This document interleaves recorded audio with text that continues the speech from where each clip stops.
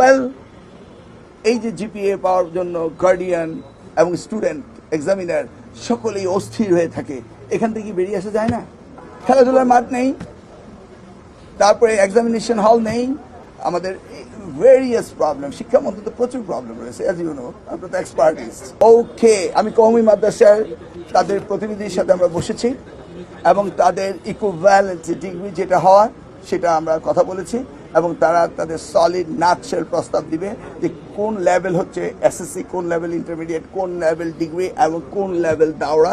এই বিষয়ে আমাদের তাদের সাথে কথা হয়ে গেছে।